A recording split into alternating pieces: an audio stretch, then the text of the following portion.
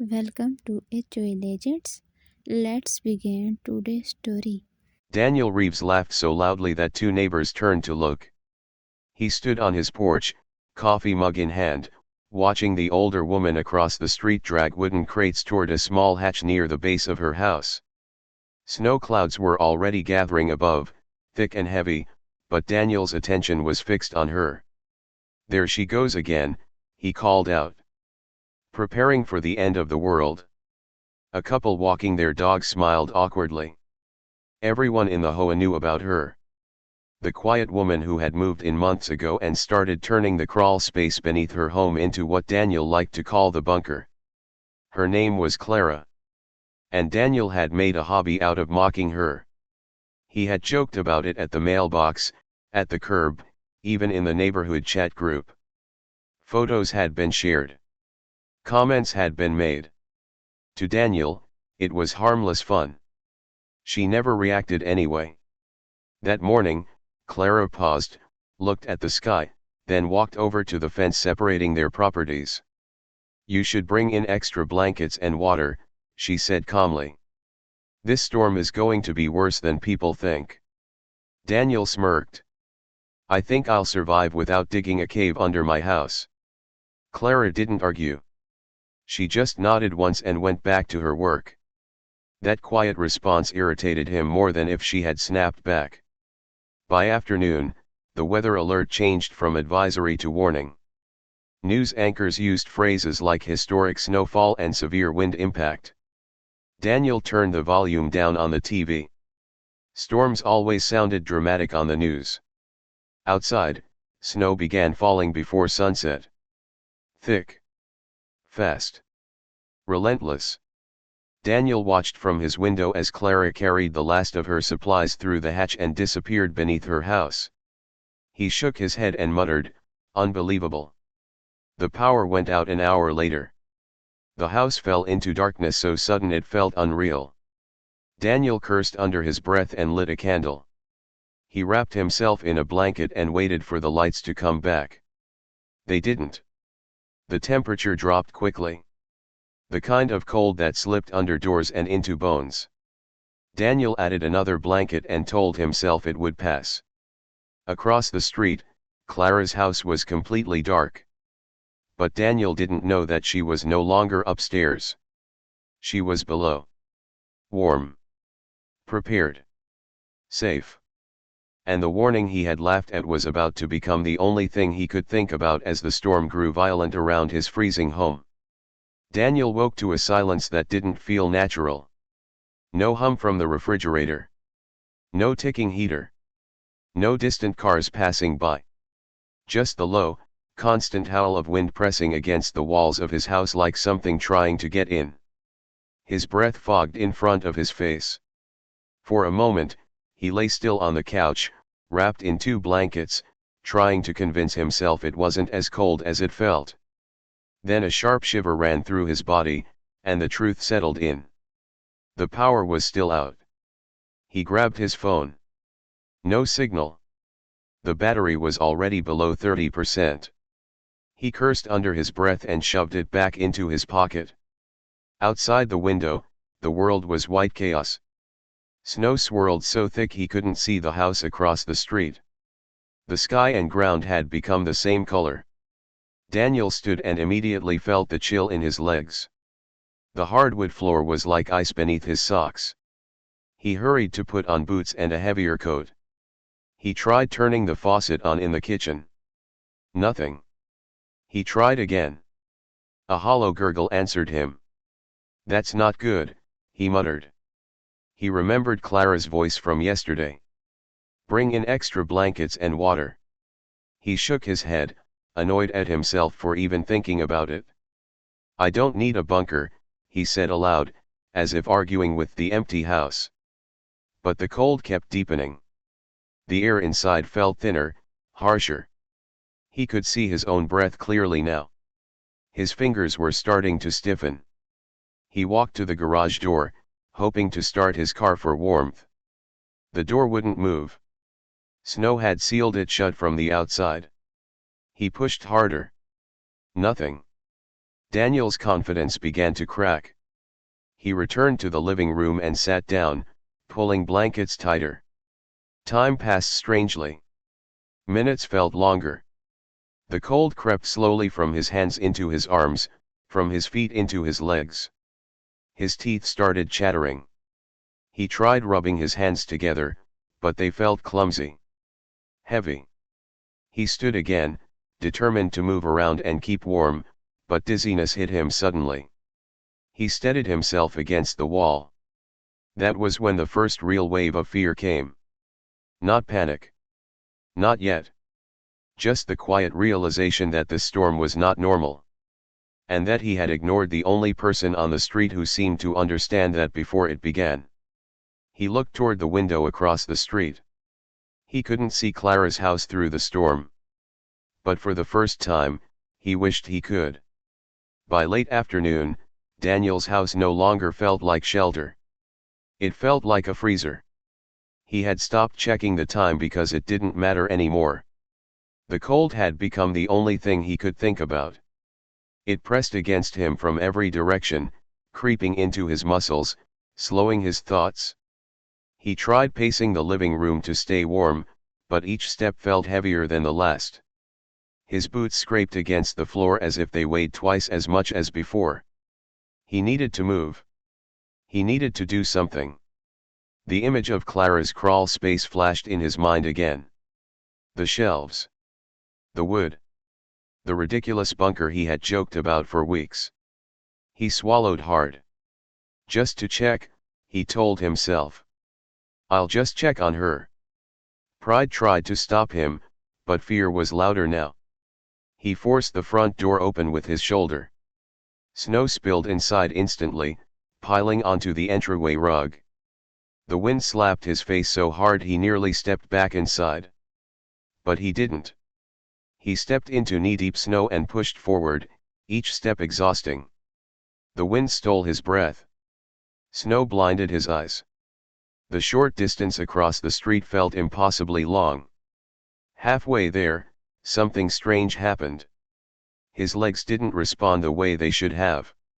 He tried lifting his right foot and stumbled. He tried again, but the movement felt delayed, distant, like the signal from his brain wasn't reaching his body fast enough. A sudden wave of dizziness hit him. He grabbed onto a buried mailbox to steady himself. I'm fine, he muttered, though his voice sounded weak, unfamiliar. He tried to take another step. His knee buckled. Daniel dropped into the snow hard, cold soaking through his pants instantly. He tried pushing himself up, but his hands felt numb. Useless. He couldn't feel his fingers properly. Panic surged now. Real panic. He tried to crawl, but his legs dragged behind him like they didn't belong to him anymore. His breath came in short bursts, fogging wildly in the air. The distance to Clara's house looked much farther from down here. He opened his mouth to shout, but the wind swallowed the sound. The cold was no longer just uncomfortable. It was taking control. His legs refused to move. And for the first time in his life, Daniel realized he might not be able to get himself out of this. Across the street, beneath her house, Clara heard something faint above the storm. A muffled thud. Then silence. Clara had learned to separate the sounds of the storm from anything unusual. The wind had a rhythm. The snow against the walls had a soft, constant hiss. The wooden beams above her creaked in predictable patterns as temperatures shifted. But the sound she heard now didn't belong to any of those. It was dull. Heavy. Like something falling. She froze beside the firebox, listening carefully. There it was again. A faint scraping noise, then nothing. She grabbed her flashlight and moved toward the ladder. As she lifted the hatch slightly, freezing air rushed down into the warm shelter. The wind howled through the opening, violent and sharp. She scanned the living room quickly. Snow had pushed its way inside from under the door. Her eyes moved toward the front window. Through the swirling white outside, she saw a shape in the snow. A person. She didn't hesitate. Clara pulled on her thick coat, wrapped a scarf around her face, and stepped into the storm. The wind hit her like a wall, but she pushed forward, boots sinking into the snow with each step. As she got closer, she recognized him. Daniel. He was on his side, half buried, trying weakly to move his arms. His face was pale, lips slightly blue. His eyes were open but unfocused. "Daniel," she shouted, kneeling beside him. He tried to speak, but his teeth were chattering too hard. She grabbed him under the arms and pulled. His legs dragged behind him, stiff and unresponsive. The snow fought her with every step, but she kept going, inch by inch, toward her porch. Inside the house, she didn't stop. She dragged him straight to the hatch and helped him down the ladder into the warm space below. The moment his body entered the shelter, the change was visible. The wind disappeared. The warmth wrapped around him instantly. She sat him near the firebox and added more dry wood to the flames. Orange light flickered across his frozen face. Daniel stared at the fire like he couldn't believe it was real. His hands shook violently as feeling slowly began returning to his fingers. Clara wrapped a blanket around his shoulders and said softly, "Just sit. Don't try to move yet." He nodded weakly. Minutes passed. His breathing steadied. Color slowly returned to his cheeks. And as he sat there, staring at the fire he once laughed about, the full weight of what had almost happened began settling into his eyes. Daniel sat inches from the firebox, staring into the orange flames like they were the only real thing left in the world. His legs were still numb, stretched out awkwardly in front of him. Every few seconds, a painful tingling sensation shot through his feet as feeling slowly returned. He winced but didn't complain. Clara quietly added another piece of dry wood to the fire. It caught instantly, crackling with steady warmth. He watched that too. "How?" He tried to speak, but his voice broke. He swallowed and tried again. "How is this wood dry?" Clara didn't look at him. "Because I kept it that way." The simplicity of her answer made him feel smaller than any insult could have. He glanced around the shelter. The shelves. The bins. The lantern light. The careful organization. Everything he had joked about for weeks was now the only reason he could still feel his hands. "I couldn't move," he said quietly. "My legs just stopped working." "That happens when the body starts losing heat too fast," she replied calmly. "You were close." He knew what she meant. Close to not making it. Daniel lowered his head into his hands. For a long moment, the only sound in the shelter was the steady crackle of burning wood. "I made fun of you," he said finally. "Every chance I got." Clara shrugged gently. "I know." He looked up at her, expecting anger, or at least bitterness. There was none. "You still came out there," he said. "You didn't have to." She met his eyes for the first time. "You were in trouble. That was it. No lecture. No reminder. No judgment. Just a simple reason." Something in Daniel's chest tightened painfully, and it wasn't from the cold. "I'm sorry," he whispered.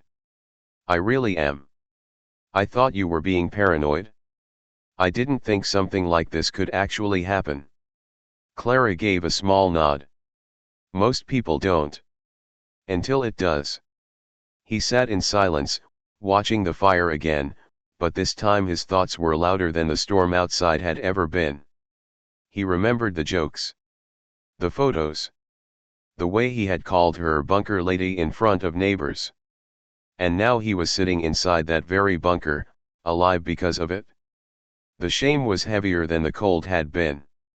And for the first time since the storm began, Daniel felt something other than fear. He felt humbled. As Daniel's strength slowly returned, a new sound reached them from above. A faint pounding. Clara looked toward the hatch immediately. She recognized the urgency in the rhythm. Stay here, she told Daniel, standing up. She climbed the ladder and pushed the hatch open. Cold air rushed in again, but the wind had softened slightly compared to earlier. She stepped into the living room and heard shouting from outside. "Clara! Is anyone there?"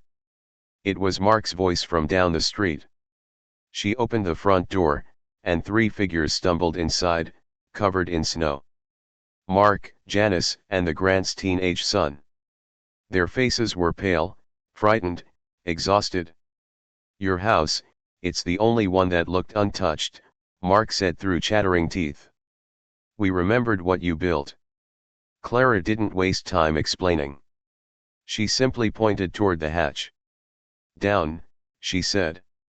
One by one, they climbed into the shelter. As soon as their feet touched the dry ground below, their expressions changed exactly the way Daniel's had earlier: shock, relief, disbelief. They saw him sitting near the fire and froze. "Daniel," Janice said. "You made it here." He nodded slowly, ashamed to speak. Clara helped them settle in, handing out blankets, shifting supplies to make space. The shelter that once held only quiet preparation was now filled with people breathing heavily, trying to calm themselves. The teenage boy stared at the shelves. "This is insane," he whispered. Mark looked at Clara. "You saved him, didn't you?" She didn't answer directly. She just added more wood to the fire. The warmth spread through the small space, easing the shaking in everyone's hands. The sound of the storm above felt distant now, like it belonged to another world. Daniel watched the others react to the shelter the same way he had. He saw the realization in their eyes. The same silent understanding. They had all left. And now they were all sitting here. No one mentioned it out loud, but the memory of those jokes hung heavily in the air between them. Clara moved calmly among them, checking the fire, adjusting lantern light, making sure everyone had room. She wasn't acting like someone who had just proven everyone wrong. She was acting like someone who had simply prepared for this moment long before anyone else believed it could happen. And that made the lesson hit even harder.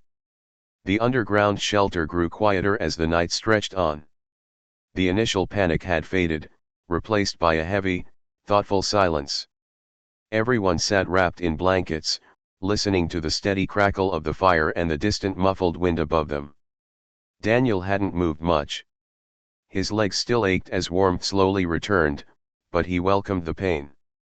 It reminded him he could still feel. Mark leaned back against the dirt wall, exhaling deeply. "I keep thinking about how we joked about this place." Janice nodded. "We thought it was overreacting." Clara adjusted a lantern slightly, casting softer light across the shelves. "Preparation often looks unnecessary," she said gently. "Until it isn't." The teenage boy looked around the space again. "My dad always said nothing like this could happen here." Daniel let out a quiet breath. "I said worse." They all glanced at him. "I was the loudest about it," he admitted. "I made it a joke. I made her a joke." Clara didn't interrupt him. "I thought being confident meant I didn't have to think about bad things happening," he continued. "Turns out, it just meant I wasn't ready." No one argued. Because they all knew the feeling.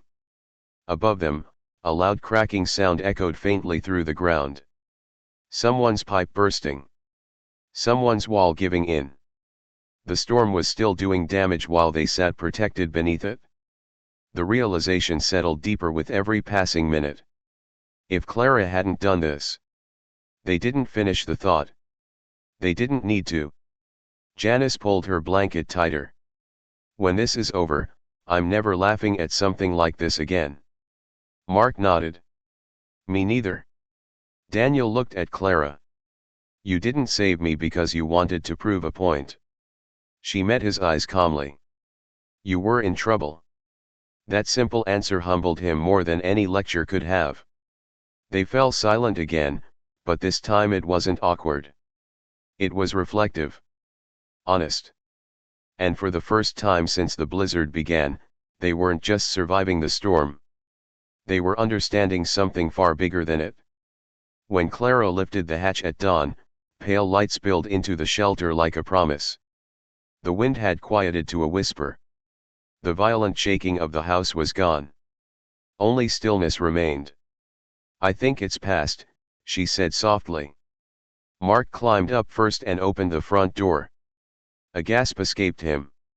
The neighborhood was unrecognizable. Snow covered everything in thick, uneven waves. Cars were buried. Fences had disappeared. The street looked like a frozen river stretching in both directions. Sunlight reflected off the white surface so brightly it hurt to look at. One by one, they stepped outside. The cold was sharp but no longer brutal. It felt survivable now. Daniel stood on the porch for a long moment, staring at the scene.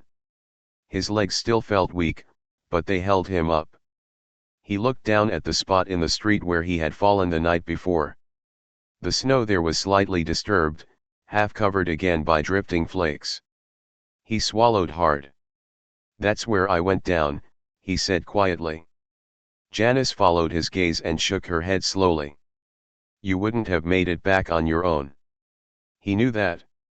They began walking carefully through the snow, checking their homes. The damage was obvious everywhere. Cracked siding from burst pipes. Broken windows. Ice frozen along door frames. Every house showed scars from the storm. Except Clara's. Her home stood plain and still, exactly as it had before the blizzard. Daniel looked at it differently now. Not as the house of a strange woman with odd habits, but as the safest place on the street. Mark turned to Clara. "You saved more than just us. You saved our homes from worse damage by getting us out of them." She didn't respond. She simply looked at the sky, measuring the calm after chaos. The teenage boy said quietly, "I'm going to build one of these under our house." Janice nodded. "Me too." Daniel kept staring at the foundation of Clara's home. The place he had mocked. The place that had saved him. And for the first time since moving into the neighborhood, he felt something he had never felt toward her before. Deep, undeniable respect. A week later, the snow had melted into gray slush along the sidewalks, and repair trucks came and went across the neighborhood. Life was returning to its normal rhythm, but something subtle had changed between the houses. People spoke to each other longer now. They asked questions they had never asked before. And more than once, someone could be seen kneeling near their own foundation with a measuring tape and flashlight. Daniel noticed it every time he looked outside. He was one of them. He had spent the morning clearing out the crawl space beneath his house, brushing away dirt and old debris. His hands were scratched and sore, but he didn't stop. Every time he got tired, he remembered the feeling of his legs refusing to move in the snow. That memory was stronger than any discomfort. Across the street, Clara was calmly stacking new dry firewood beneath her home, replacing what had been used during the storm. The warm lantern light glowed faintly through the open hatch. Daniel walked over slowly. She looked up as he approached but didn't speak. "I wanted to say this properly," he began. "Not in the middle of a crisis." She waited patiently. "I was wrong about you," he said. "About everything. I thought confidence meant nothing bad could happen. I thought preparation was fear. I thought you were being ridiculous." Clara gave a small, understanding smile. Daniel continued, "You didn't just save me from the cold. You saved me from my own pride." She nodded once. "Storms have a way of doing that." He laughed softly, embarrassed. "I'm building one too. Under my house." "That's good," she said. He hesitated, then added, "I won't laugh at anyone preparing for something ever again." Clara placed the last piece of wood neatly onto the shelf. The firebox beside her burned gently, casting warm light across the small space. "Preparation only looks foolish," she said quietly, until the day it becomes the reason you're safe. Daniel looked around the shelter one more time, seeing it clearly now for what it truly was. Not strange. Not extreme. Just wise. And as he climbed back up the ladder into the daylight, he carried something with him that the storm had left behind. A lesson pride could never have taught on its own. Thanks for watching HOA Legend. Don't forget to subscribe and share your thoughts in comments below.